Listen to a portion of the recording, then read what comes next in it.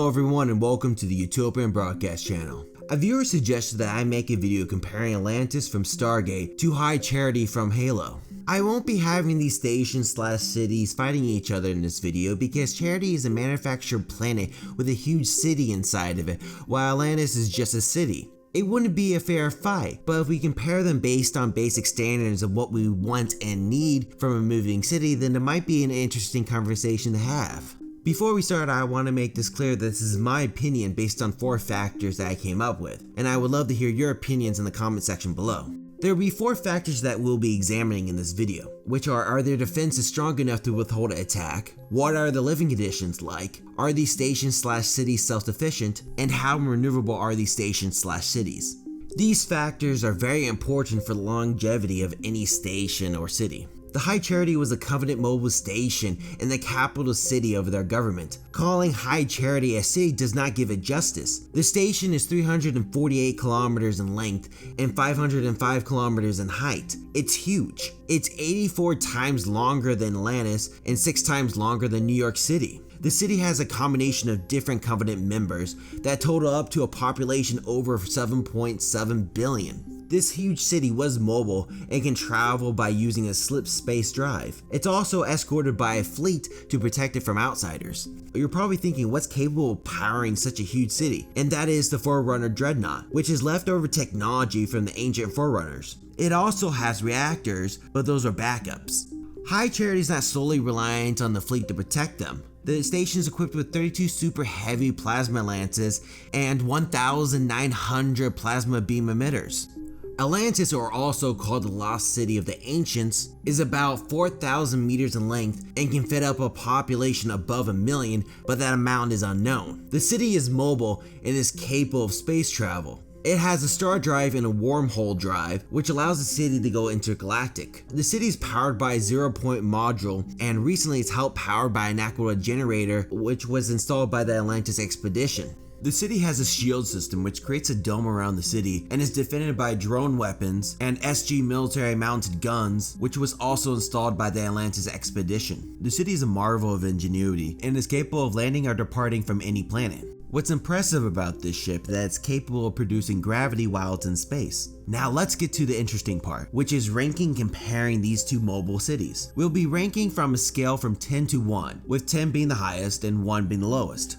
The first question we must examine, are these 2 cities strong enough to defend themselves from attacks? Atlantis has an extremely powerful shield, which is capable of holding off a Wraith fleet invasion for weeks. Their shield is capable of withholding the force and the pressure of the bottom of the ocean for 1,000 years. Atlantis seems to have a limited amount of drones which is capable of defending off a fleet of Wraith ships, so I give Atlantis 8 points for its defenses. We also can't forget the Stargate, which is a great defense for citizens escaping from attacks instead of taking their chances in an escape pod.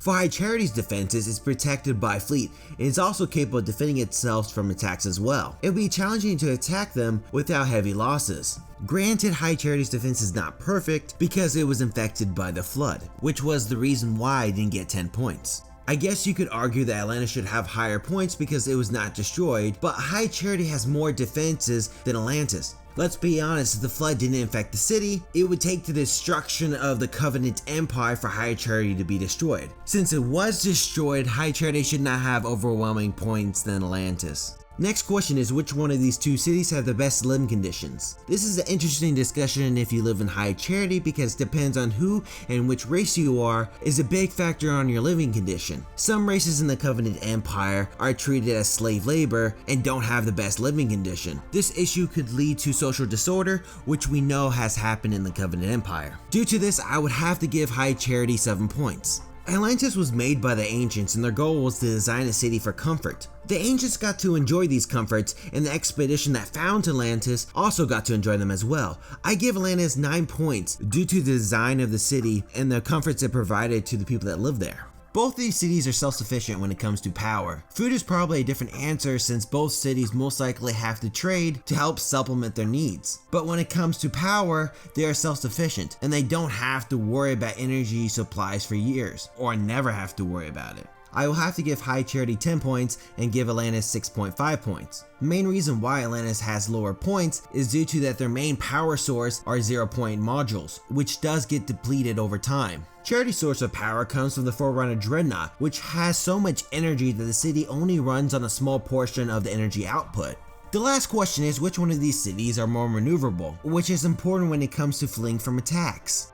This question is quite obvious because High Charity is maneuverable and is capable of space travel, but due to its size and the fleet that protects the city, it does take a long time for Charity to get moving.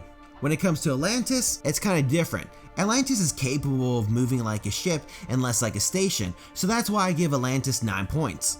Atlantis loses with 32.5 points, while High Charity wins with 33.5 points.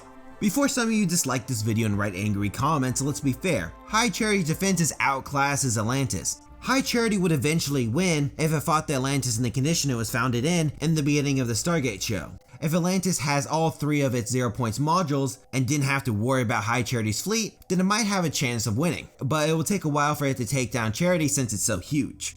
It's quite obvious that Atlantis is more advanced than High Charity, but the issue is Atlantis was not designed to fight, while High Charity was designed in the expectations that it would be attacked. These two cities was difficult to compare, but I would love to know your thoughts about this subject. I'm pretty sure Stargate fans would lean to Atlantis while Halo fans would lean to High Charity, but I guess we'll find out. Thank you for watching, and please like and subscribe if you enjoyed watching this video. If you enjoyed this content, then you might enjoy these other 2 videos. And don't forget to follow me on Facebook and Twitter as well. Thank you for watching Utopian Broadcast, and I'll see you next time on my channel.